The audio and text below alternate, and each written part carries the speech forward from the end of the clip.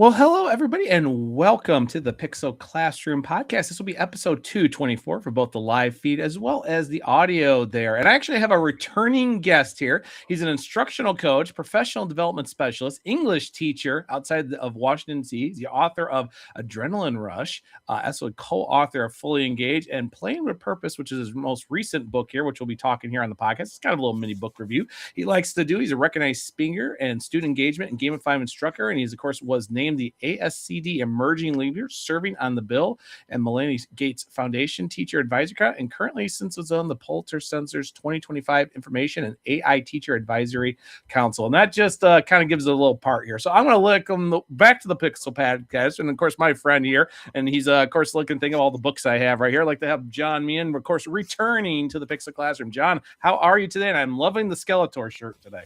Thank you. No, it's great to see everybody. Honored to be here, and I appreciate coming back on. It's been a minute. I think last time I was on, it was like episode 30.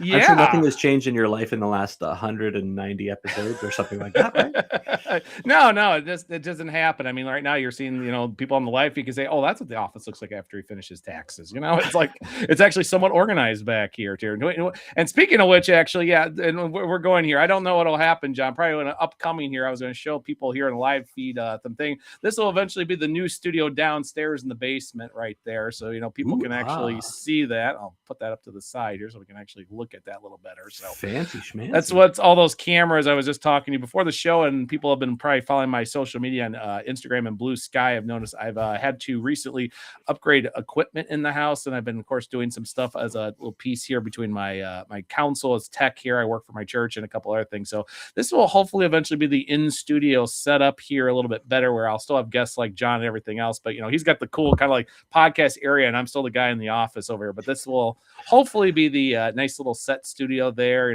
Foy Coco will probably be mostly there. Eventually, hopefully, we'll be in guests there. So that's where we're going here. We're going to try to pull the trigger in end of March. We'll see what happens. Everything's ready downstairs, just getting everything mounted and making sure the stream deck and everything works great for the cameras. And I'll have my little new friend, the OBS Tiny Bot AI there. Speaking of AI, we'll see how that goes. So Ryan, you were living the dream, and I don't mean to spoil the pixie dust for anybody who's watching live at home, but like this podcast studio is my daughter's playroom. Just so we're on the same page. Like I got blocks, I got like stuffed animals. It's a whole thing. So yeah, I'm excited to be here, excited to hang out, but I am totally making it up as I go.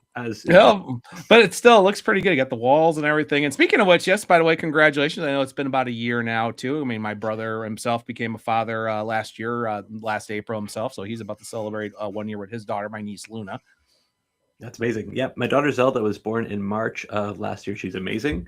Like, it is the coolest thing I will have ever created in my life. Forget books, forget podcasts, forget anything I've taught. All like said remarkable things in their own right. But like, being a dad is the absolute best thing in my life. So I'm very honored to step into a new place where I'm still learning and trying to figure out how I'm supposed to figure out really building the plane as we fly it. With no sleep. I mean, you guys have all been there, but yeah.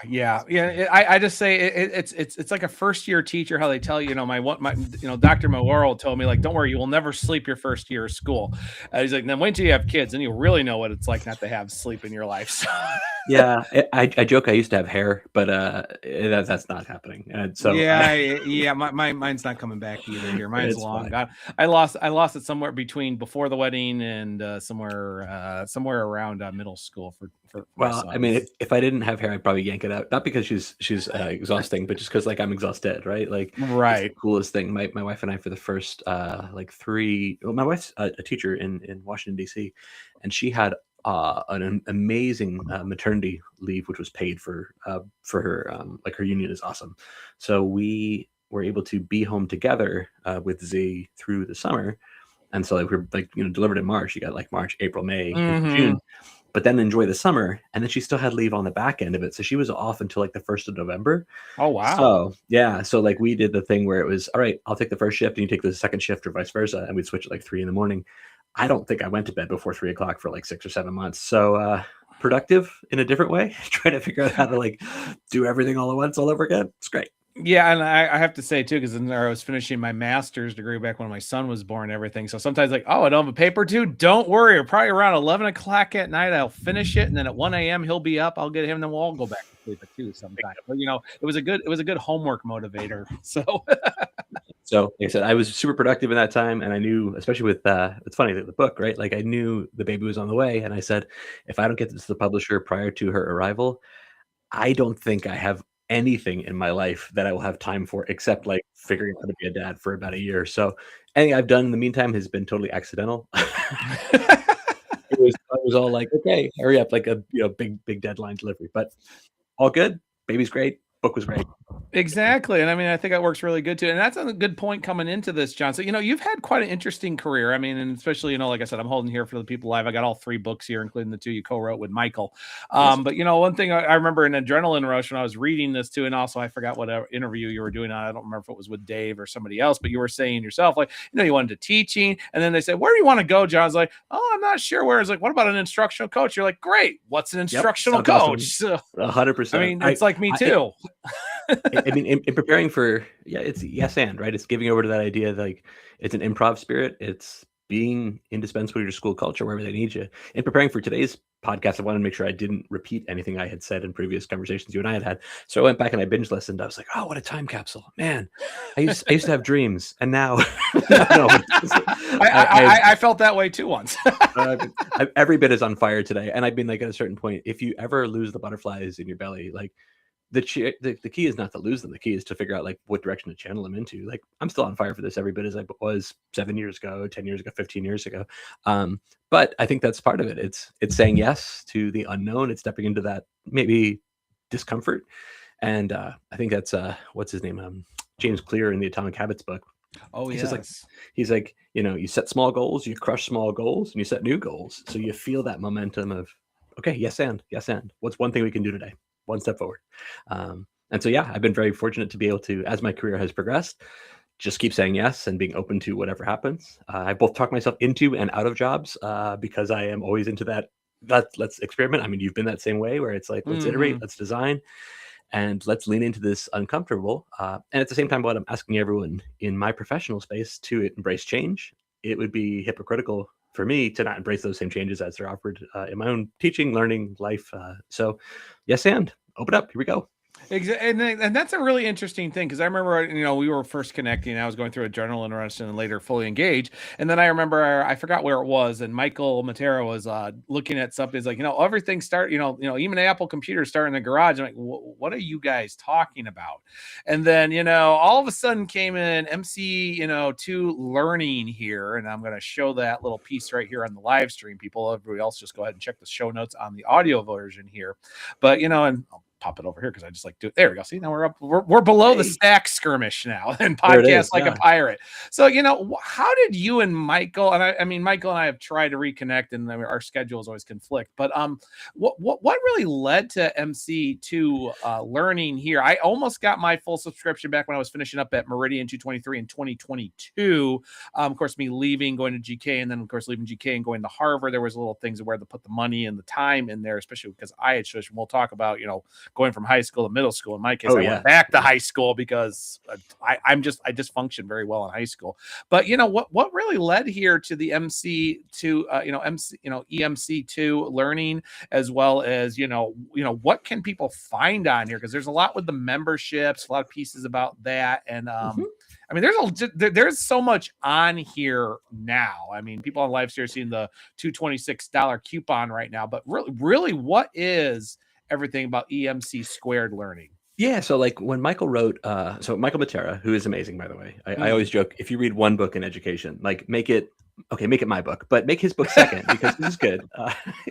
Michael Matera wrote a book called Explore Like a Pirate, and I guess that was in 2016, 2015. I think 2016, because I had run into him then, of course, at one of the Arlington Heights, or was it Chicago Heights? Ed camps there, and I was with with Gary Bergenham, and then we all got chatting for a while. Yeah. So Michael wrote like the seminal work, I think, about classroom gamification, game inspired course design. Right, his book is fantastic. I was very inspired by that without knowing there was a name for all this weird stuff I was doing in my classroom. I was just really focused on student engagement. And in 2019, I wrote a book called Adrenaline Rush. Ryan, you spoke about that so eloquently. Yeah, that's why I was making sure I got right here to the spider web really quick. I was like, I need to get to the spider web. People are not going to know what we're talking about. Perfect. So like when Michael wrote his book, in that book, he has a whole section on mini games and like plug and play port resources. So if you get the philosophy of gaming in the first half, you get like the practicals in the second half. And we realized that Michael in his first book had about 50 resources. Okay. And then in my first book, by dumb luck, I had about 50 strategies or techniques you can use in my classroom. I had put them previously on my old website, which was adrenalinerush.com. And the challenge was when Michael and I started during COVID to have conversations about maybe doing like a conference session together. We didn't know how long COVID would last. We didn't think it would be like a paradigm shift for the world.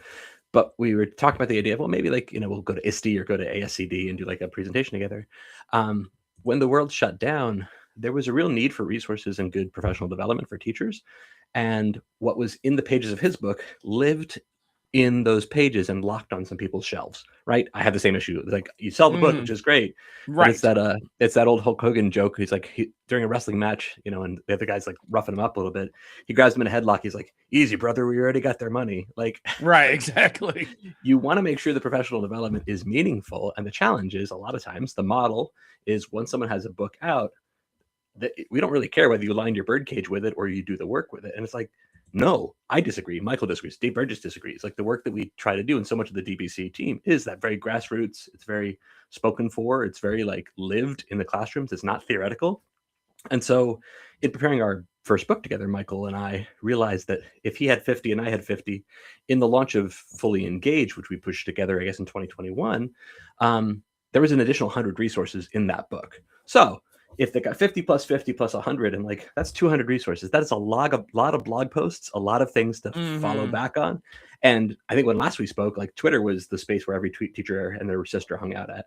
That's not where we are today. No, like, Twitter has changed for a lot of reasons. Right. And while there is amazing community in some of these other spaces, Discord, Blue Sky, some podcasts, it can be hard, like our streaming services, to find our favorite thing and to know where to tune into. And so Michael and I just said, what if we cut out the middleman, pushed out quality resources, made them searchable inside of a platform, and as a membership goes, teachers have access to it, like Netflix, plug and play.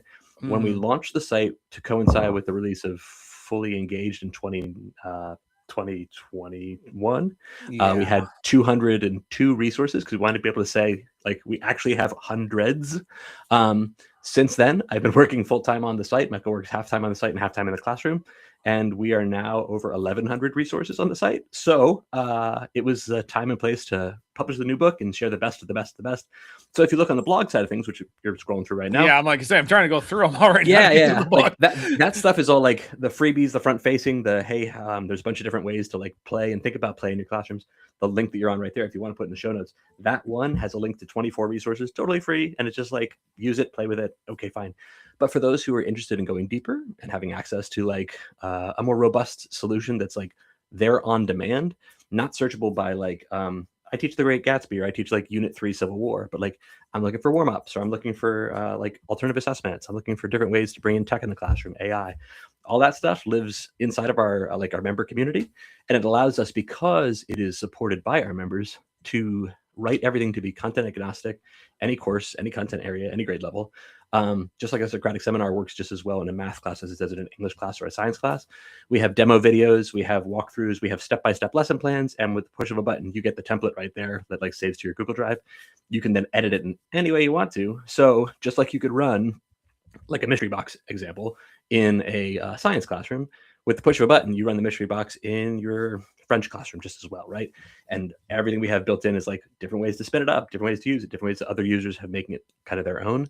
And what we found, and now I guess it's like going on 6 years, which is crazy, like there's a real hunger for real meaningful PD.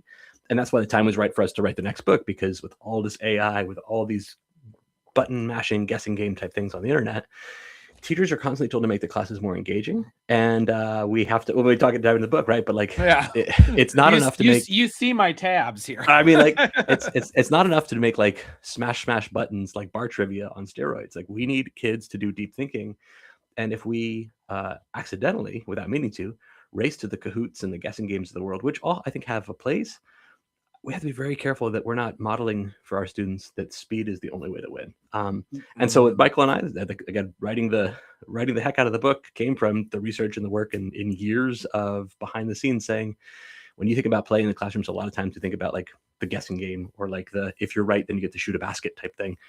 And Michael and I are committed to a different way to play. I think about it's not just like fluff and fun and games, but it's like real play with purpose. So that leads us to EMC2 and the work we're doing in the book and writing and the authoring and speaking and the yes and. Yeah, and that was something too. Back when I did read, Play Like a Pirate by Michael, and then later what you did with Adrenaline, it was actually doing that where it's like, I took a lot of the ideas from the books, and people will see this in the video and live stream right now. See, not only do I have all three of the books here, they're all tabbed here in their own different ways. As you can see, I progress between colors and Respect. tabs. Yeah, if you have your own code, God bless you, right? Yeah, I mean, I did a piece of, but I think that was always a thing too. Like when you were talking about the virtual paintball game changer, I did something like this in multimedia where I actually shared for the first time, and I took a note out of Michael's book about actually sharing a Google slide. I just said, I want to make some graffiti art. Just throw in a shape. I said, just don't make anything inappropriate. I'm like, you want to throw a star here, throw this here if you want to. And it turned into some very interesting collages. And two, my art teachers even said too, like, well, that's original. What did you do? How did you do that? I said, I did a shared document and just showed them. I did a shape gram for Tony Vincent, and I just showed them how to use some of the different things. But I said I made kind of a calligraphy kind of splatter art, and then I had done that when I was over at Harvard for one lesson. This is because we had a day where things just kind of went out. We were going to have an early release just because of the weather and other things, and it was just like a fun activity because I'm like, and block schedule in a middle school is a whole different universe too. But it was just like, we got 20 minutes. The kids really don't have anything to do, and I didn't want them running around the place, especially 13-year-olds. So, but it turned into a kind of a fun activity, and we printed them out in the library, and we actually made little signs out of them. So then we put them in the library. So, but I think that's the right attitude to take. I mean, a lot of times, again, I joke that like if the last time I was on was maybe 6 years ago, right? Like, surely nothing has changed in education in 6 years. No, never. Right? Like, but I think there's this thing now where, I mean, a lot of the profession has turned over in 5 years. That's the nature of the beast. There's this COVID hangover that we're dealing with our students that like they were raised by wolves for 2 years. So that social emotional is always a question mark.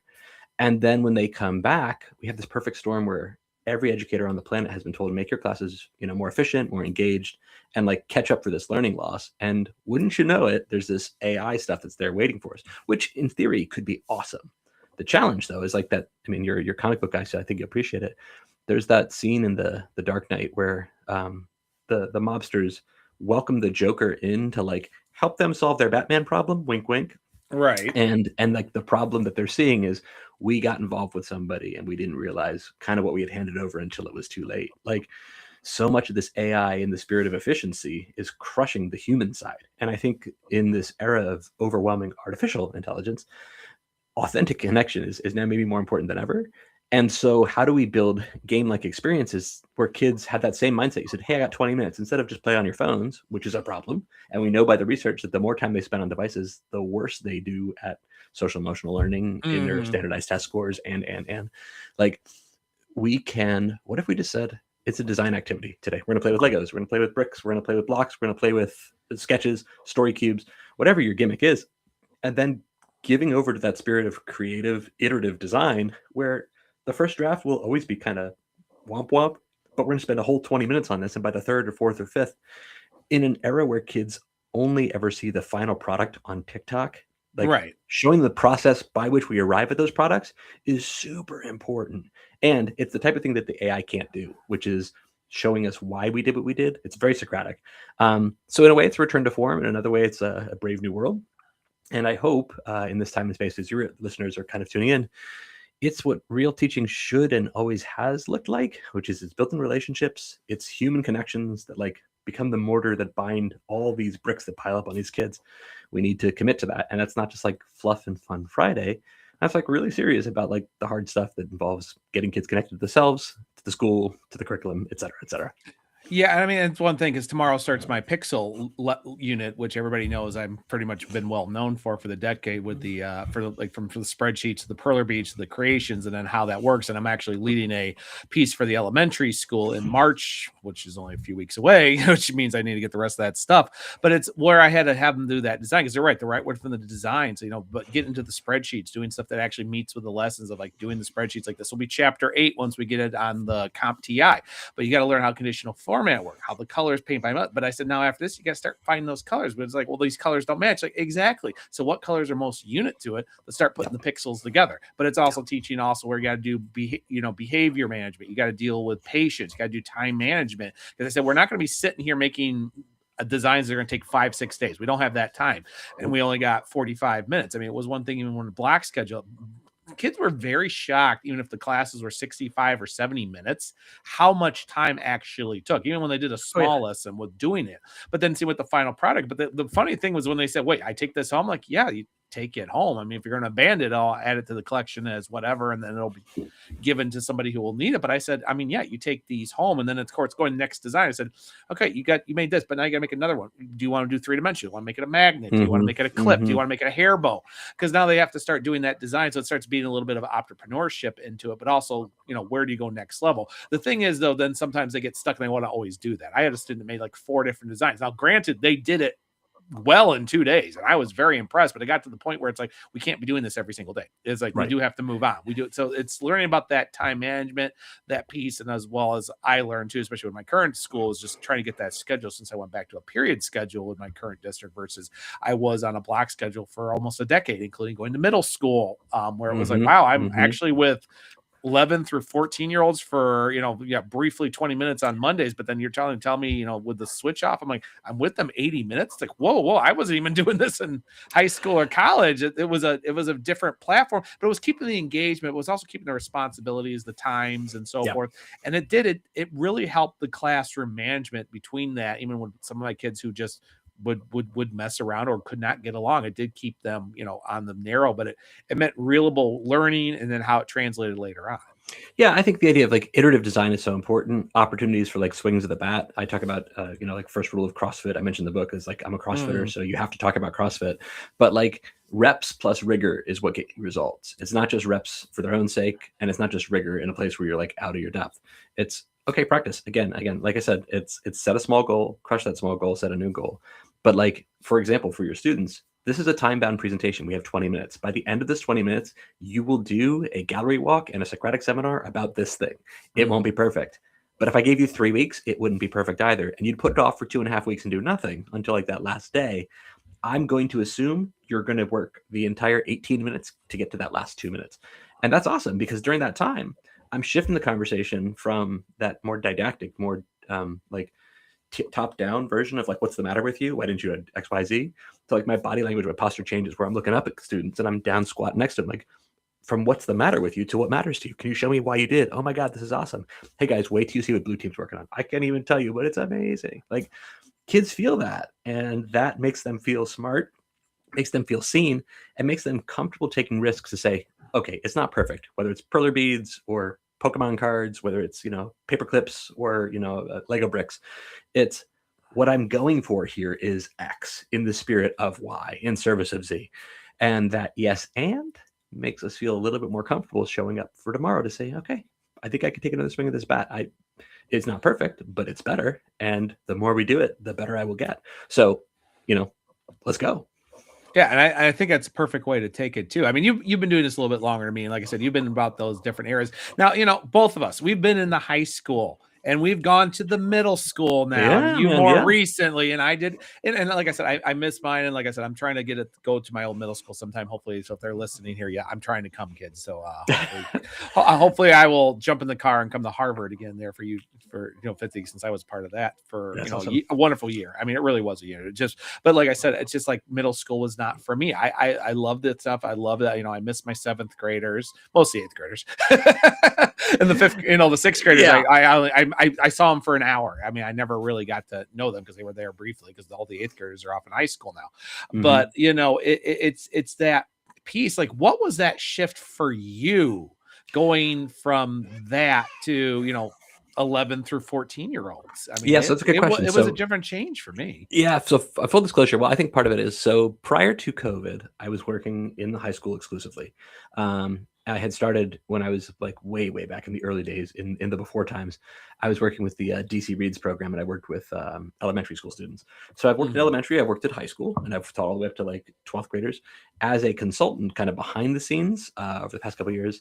when opportunities present, I work with adult learners a lot with adult learners, but I also work with pre-service teachers and college age kids. So like what I've kind of learned through all of this stuff is people are people. They smell differently at different times, but like yes, but they need to be seen, they need to be heard, they need to be valued, they need to be validated. I think the hormone levels, like as we dialed in, like I was checking my mic levels here. I got my Blue Yeti. I want to make sure like it has the right volume, the right gain, the right dipping, all that stuff like that. The volume levels when you're working with middle schoolers are a little bit more in the adjustment stage. They don't know what the highs and the lows look like yet, and on any given day, sometimes you could really break a kid's heart without meaning to. I think they take things maybe a little bit more seriously or a little bit more personally, just because they haven't had the life experience under them. I think all the more then for our students, it is imperative that we show up with this idea that, hey, today matters because you're here. And this is not like an off-the-shelf thing that could have been handed to anybody. I see you. I think the work that you do matters. I think you're an amazing human. And like, I genuinely believe we're going to do some great things together. But that's going to mean we're all going to have to show up in a different way. And I'm sure my teachers in middle school, like, I'm Catholic. If you're not Catholic, I kind of joke, I'll pray for you. But like, please pray for me in the middle school, right? Because I'm Catholic who went Lutheran, so go there. So close, so close. And we were just talking about church briefly about my text. So anyway, there, everybody's our Lentil talk right there. It is. You're welcome. At the time of this filming, there is Lent, so there's our little lentil. But I think that's it. Like, it's we are called to I mean, like, if you're not from the faith tradition, but like this idea of a universal call to holiness or human dignity, whatever you want to call it, frame it as, like, there is an inherent something that makes a person matter. And whether you're not teaching math or science or English or history, you're teaching people, teaching young people how to grow up, how to communicate, how to feel comfortable, how to feel safe, how to be forces for change, forces for good. And, it's not a left-right political issue. That's like a human rights issue. So I think is more we can frame it that way. My daughter, just born like a year ago, she's going to go into the workforce and she will retire, if we do it right, in about the year 2090. Like, right. Wrapping my brain around that, like, okay, then maybe if she didn't get the main character's name on page 17, that's not the worst thing in the world. But if she knows how to recognize when someone's lying to them or when someone's trying to manipulate them, as character X in the book did or something like that, or what real news versus fake news or good data versus bad data, then yeah, that's kind of why we do this stuff. Not the income, but the outcome. And at the middle school level or at the elementary school level, at the high school level, like, giving yourself that peace of mind. And maybe that's been helpful for me because I had some time for some distance, but to be recharged and say, don't take this so seriously. It's only life, but there's amazing opportunities every day for every kid, and show up with that energy. They can feel it. They see it. Yeah, I mean, that's one thing too. It's like if anybody saw me at a normal school day, they're always like, he's always on. He's never off, and if he's off, that's when we should be worried, or he's sick and everything. And I always tell everybody too, it's like, if I am not like this, then worry. I said but I still do the jokes. I do the one thing. I mean, and some kids can take it, and some kids can't, and other ones don't understand. In general, like what is he doing here? And then I'll go to other classrooms and I'll see people that are more off than me who have been teaching longer, or people just have their own set of two. And I always say, everybody's different. We all react to things different. And sometimes we connect better. I definitely agree. Like, no matter what, there is a relationship with it. There are just some students that are going to connect. And there's some students where you could be doing everything right, and you just say or do something, and they completely are not only turned off by you, they don't feel comfortable around you. You're 100%. just like, really? Like, what did I do? Well, you said this, or you were over here. I'm like, really? You're finding that as a problem? I'm like, you don't want to know what's going to happen after you're out that door in the next 2 years. And here's what I would say, and I would say it to anybody, and like, there's empathy. There's a space for, like, again, behind closed doors with mommies and daddies with like mommy juice or daddy sodas. Like, we can have these conversations as adults, right? But like, with students, someone told me one time, and it was like totally redefined the way I think about teaching. Cause I think I'm like, I could give as well as I could take. But someone mentioned the word sarcasm comes from the Greek, meaning literally to tear flesh. And I was like, oh, that's not good. Like, and that joke that, like, if kids in the class are all laughing because you're razzing on each other, whether the kids are laughing because they're afraid that if they don't laugh, they'll be next. And I was like, okay, that's within my control. I'll make fun of myself. I'll make fun of silly things. I'll never target it on a kid. And like, I had to learn that with high school level kids who, like, probably could take it a little bit more. Like, elementary kids, middle school kids, super tender, like cookies still in the oven. Do not. So being mindful of what's in our control.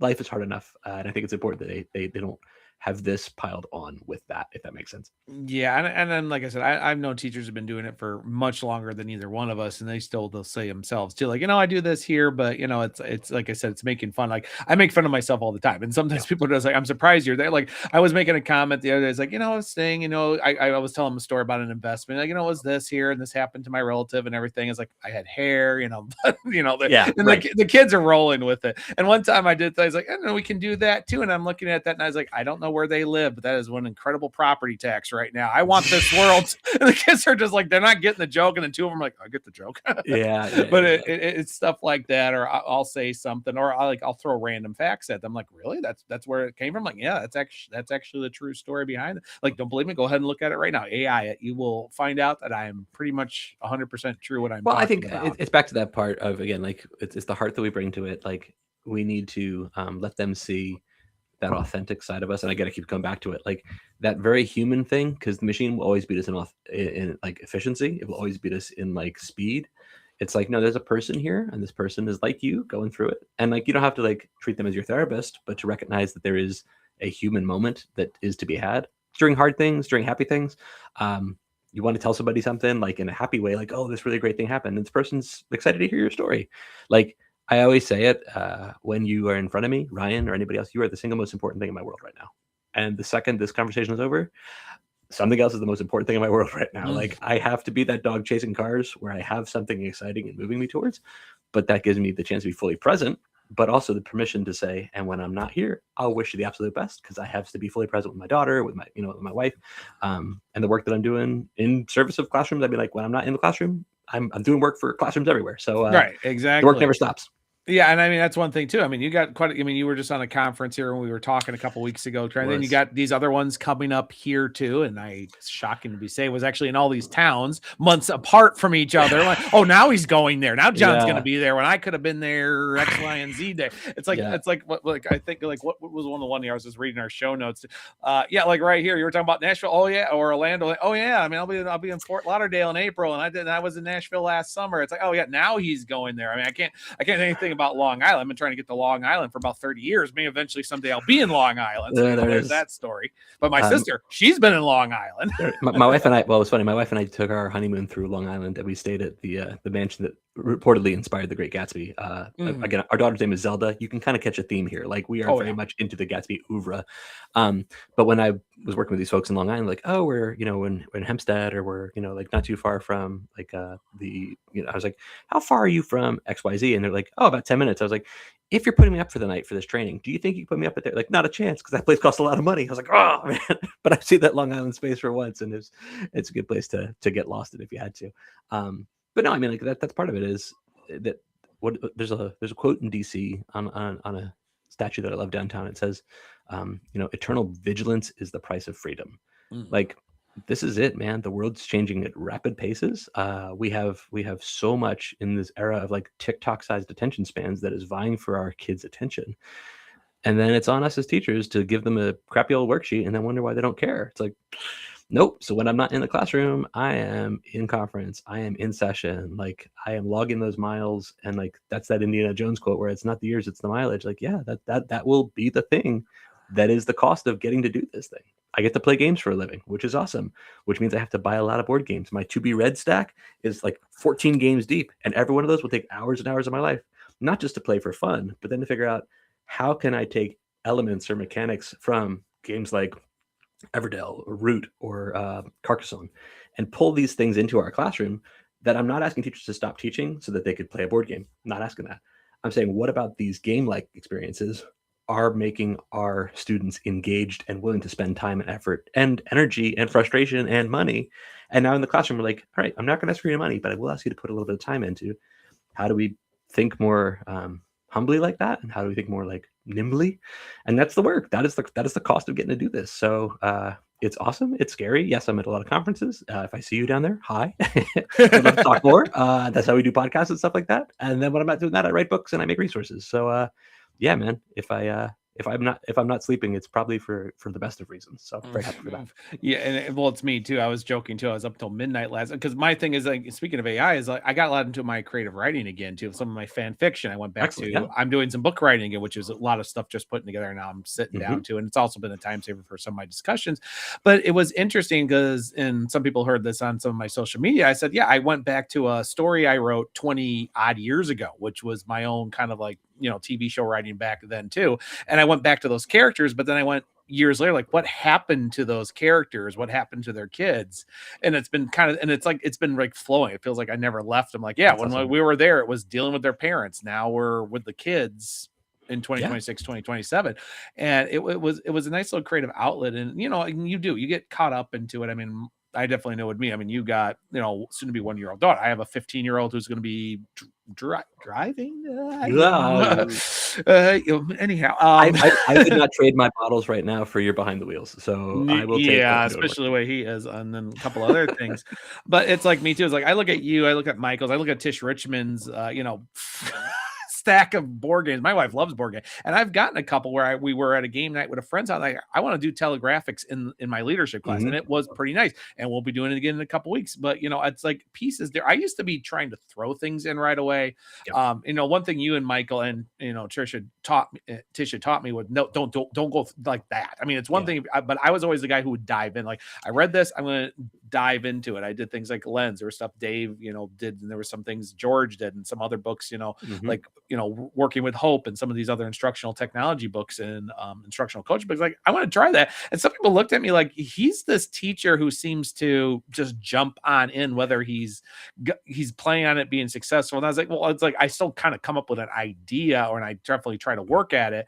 I mean, the perler beads was the most weirdest thing that became what it is now. I'm so well known for, but it's like shot. Same thing with Gimkit. People are really shocked. I have my one literally like they make their own game. I'm like, no, give it a story. Here's how it is. I'm like, you're teaching base code. You're making your own game. Make me want to play that game. Not, I'm doing Fortnite and here I'll go on Twitch and my Discord, and now I'm plugging in my Elgato 4K right now and so forth, and do same thing here with my technology. I mean, things happen, but I've been working towards things as well. And I'm like, well, you know what? I have an excuse not to just jump into it. So I'm not the guy that goes right away, but I'm also the person that's not been afraid to take chances. I mean, where I am in my district, I was one of the biggest things they said was like, no reason we wanted you here, Ryan, is because you really want to go for it. You really want to try, but you're also the kind of person that would also skate back and say, what are you doing now that I actually can do? I mean, I'm known as the person that takes the biggest chances, but I'm also the kind of guys like, I don't like lecturing. I talk a lot, but I'm like, I really need to explain this. We need to run through this, consumer math. We have to understand how a spreadsheet works.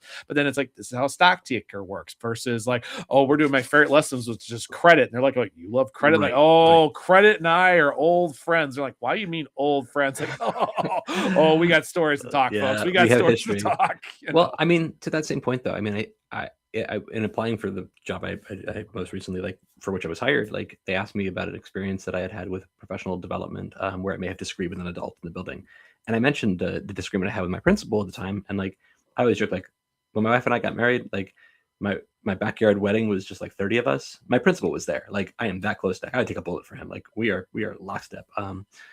And it wasn't like a professional disagreement that like, oh, we're never going to talk again. It was just like, no, we see different things that we're valuing. And I think what I value about me is I come with so much passion. And I think what I valued about him is that he comes with so much patience. And we need both of those things. In the new book, I wrote that military adage that like, I think the Navy SEALs have, kind of made famous. The idea is slow is smooth and smooth is fast. If you have these systems and you can run it to memory and you can run it and like that system's efficiency is working, you dial up that speed really quickly.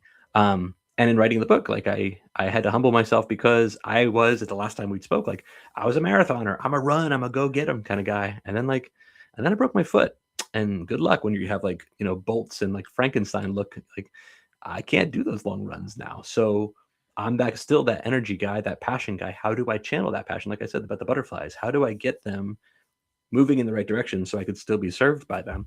And that required like a radical reset. But if you did it before, you could do it again. And I think that's important in teaching as much as it is in parenting and life, recognizing like everything you did prepared you at this moment. You've already survived 100% of the hardest days of your life. Those are those heartbreaks, those divorces, those loves that are lost, those parents, those other ones who are no longer with us. Like That's an awful, awful thing. But everything that you did prepared you for that, and that is preparing you for this. So leaning on that momentum gives us that peace of mind to say, okay, don't do everything. Do one thing. What is the one thing that's in front of me?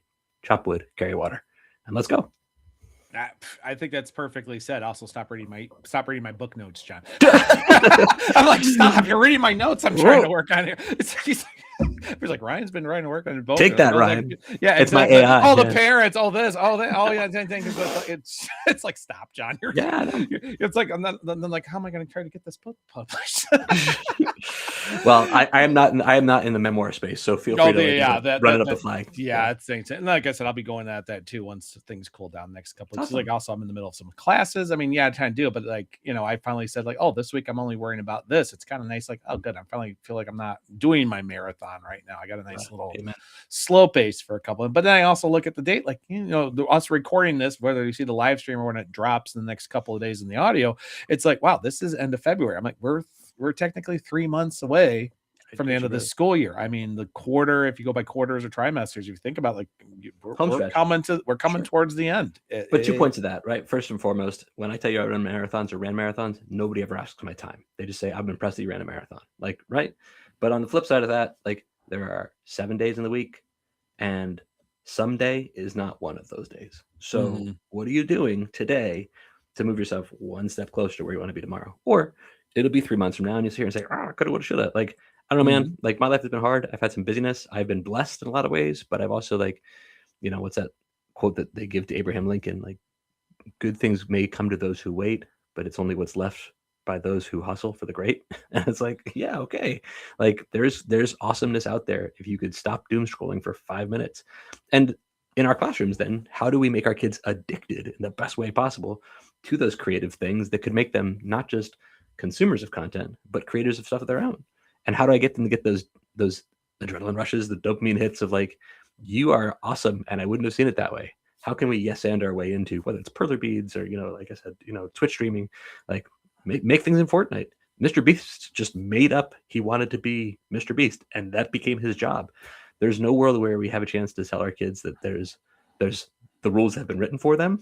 Everything's being written as it goes. How do we give over to a classroom space that says, whatever you're working on, it's awesome. We're going to keep working and we're going to get better at it. And that's exactly it. I mean, that's what I say. I always try to better myself. I even said myself, here's where I am this year. Next year, it's going to be better. I got things. And then I said the year after that might be worse. And then it might be fantastic. I always said too, I had a class, which I built in for a good 8 years. And 1 year it just, after everything working and getting better, it was that year, like, I don't know what to call it. And then I didn't teach it for a couple of years. Then I suddenly came back to it. And it's like, I found out I actually still love doing this. I actually I said too, it's like, I felt like I came home. I said it was too, but I needed to get away from it for a while. And sadly I was kind of forced to get away from it, but I think it made sense to that point. So again, I feel like I'm quote dropping today. I apologize that it means like this is my annotated bibliography of what I'm into today. But like ELA teacher, everybody, ELA teacher. I know, that's right. But like, so first is Zora Neale Hurston. The second one is Taylor Swift. But like Zora Neale Hurston, I'll start with. I believe she has a quote: "In their eyes are watching God." She says, "Oh yes, there are years that ask questions and years that answer them," and like. Sometimes the year that you're in right now is the asking one. And that's like, I was asked to do some hard resets in a personal life, in a physical set, in a mental set, in a financial set. And like, I could tell you what my COVID life was like. And that would be one of her daddy sodas or mommy juices would not be a happy time for a lot of people, right? But the same person who made it to there, made it through there. So I have some answers on the back end. Not everybody's answers, but ones that work for me. To that point, I mentioned that Taylor Swift thing. I kind of wish that this language was more popular 20 years ago, so I would sound like I'm not like clout chasing. But this idea of like eras is like the like the language du jour, right? Everyone's in their whatever era. But like, if you give yourself permission to think that way as a teacher, hey, I'm currently in my X era right now. Like I'm a new dad, so I got my new dad mustache, and like that'll be here until it's not. Like it's not a forever thing in your classroom, whether you're the Pixel classroom or you're the Lego classroom, you're the CTE classroom, like. I'm entering my era of middle school teacher. Have not done that before. Okay. But I was a rock and roll star at the high school level. I was a rock and roll instructional coach. I still speak, present. Like the book I'm working on is Playing with Purpose. But like, I think that's really important to recognize that you have another verse and you have written that song up till this point. Like have faith, have confidence, have like trust in the process, and then model that for our students that the process is way more important than the product, because the products will always change. But you are still the engine that's driving it. So trust that engine, feed that engine, fuel that engine, and get back at it. Yeah, and so I think that's actually a fantastic way. One thing my dad said too before he passed away, one of his biggest quotes was, always take those chances, everything, but at the end, take the time to tell a great story. That was one of his Yeah. last quotes he always lived by. Amen. I think you're going to be an ELA teacher before you know it, Ryan. They always said I was good at story. They always say I missed my calling as a social studies teacher. I even talked to some of my social studies teachers, like, you would have been really good as a social studies teacher. Like, yeah, everybody tells me that. If I could go back to 21-year-old Ryan, back when there was hair and I could grow a goatee decently, it is not too late. And I was 186 pounds. Speaking of marathons. Yeah, amen. No, I mean, man. Yeah. So go ahead, please. Anyhow, so just besides that, John, how can anybody connect to you here outside of the thing and outside of conference or out of EMC Square Learning? Yeah, so I appreciate it. So Michael and I are always doing the work, and with anybody who's looking to do the work in an honest way, like I know Twitter kind of burned down. That's not just Elon's fault. There's a lot of things that went into that. It was on him. I'm not going to go into anything else, but yes, I just said, as they say, like you took a platform that was slowly going down, and you basically did it to the point where it's like, okay, and then this is me closing the door. Yeah. You're doing what I like to say, the Zaire model. Zaire, the old stores Zaire. Yes. Had a thing, had a piece and everything else. And then as it went, it just was, it's like it was there. And then somebody kind of pushed it the other way. And that's where it's gone. But I want to honor teachers too. Like, something that we saw before COVID was the plane started to dip the nose, where it, for people on one side of the political aisle, it became virtue signaling. On the other part, it became an echo chamber. And what happens is people are fighting to see who wins. And I get it. Elon takes it over, and now people are no longer posting about their social justice pieces, which is fine. The algo is pushing it down. But like, if you're on there and all you're getting is negativity, your time is worth something. And if COVID taught us anything, it's that your time with your family is valuable. So like the ed chats start to dry up, and then the ed camps start to dry up, and so where do you find your people? Like Blue Sky is doing its absolute best to kind of keep people up, but I do feel that the spirit of that moment in time is like going to the abandoned mall afterwards. It's like, oh, there used to be a store here and there and such. So that's one of the reasons why Michael and I built the EMC2 Learning website. It makes us available to the people who are interested in being a part of these further conversations. It's been great. We set up Zoom calls, we do trainings, we do virtual and stuff like that. I do speak at schools, conferences, keynotes. I travel. I'm trying to keep my traveling with my family, figured out. But like summers are great, like weekends are great, nights are great. Let's talk. I'll take a Zoom call, I'll take a podcast, like whatever it is, and whatever I can do to be of help to you. The book is certainly a way to kind of get that in your hands. I mentioned it to Ryan. If you are interested, the book is Playing with Purpose. The new book has at the end of each chapter, like plug and play ways to put, playful pedagogy into your classroom. We have 24 models, like stems there. Every single one of those has a complimentary slide deck that you can use, and those slide decks are available on our website. Ryan put it in the show notes. It's free. It's like totally free. It's like it's there. I've used it too. I took an inspiration and created my baseball. I'm a fan of Jay Garrick, the Flash. They recently brought his daughter back. Time lost everything. She is a softball player, and I am very good friends with the softball coach. And all of a sudden, I came with students missing things. I made it into baseball stats, and it's actually been working because one of my mentors is a big baseball, and he did this, and I said, well, why don't I do that? Got out Canva. I got that play idea.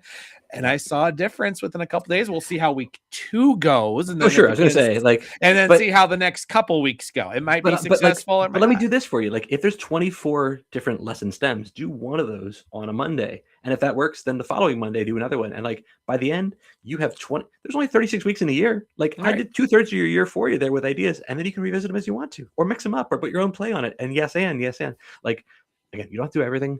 Do one thing. Do small things with great love. Take that one step forward. Anything I can do to help to get you there, I'm very happy to keep doing it. And like I said, I'm honored, Ryan, for the chance to just connect with you again, and teachers who are doing this work everywhere. Yeah, and I wanted to thank you, John, for a lot of the stuff you've done over the last year. You and Michael and everything else has been working between this. So I was really happy to get you on here. Review the book because, like I said, it's really good. I can't leave Amazon anywhere, but if I wasn't tabbing this and I wasn't holding all the books right here, you'd have to do it. So instead of my regular book review, I'm just saying, get the book. Just get the book. Okay, it's a good book. If not, go to the web piece. There's a lot of good pieces in there. There's a lot of ones here. So yeah, playing with purpose right there. Universal design for learning in an age of change. I do my echo here, but I might not be able to get you and I out of that voice change. So Well, this is a gamer system voice piece. And take that, Jeff Bezos. That's a better thing than I'm going to do. Yes. Anyhow, John, it's been fantastic having you back onto the podcast here in the book, and congratulations on everything you've been doing. Middle school, daughter, 1 year, and eventually sleep will return. I will, as someone who's now been on that case, eventually sleep does return. The next time we speak, hopefully it's not 5-6 years away, but hopefully I will have slept at least one of those years. No, there'll come a point where it's like all of a sudden everybody's sleeping, everybody's good, and then all of a sudden, they'll hit a certain age and you just can't sleep anymore. It doesn't matter if they're 7, 14, or soon to be 16. Anyhow, so great. Thank you. You're welcome. Everybody else here on that note, I think everybody's waiting for my Canvas stream is over card. So guys, put the ears. We'll see you all later.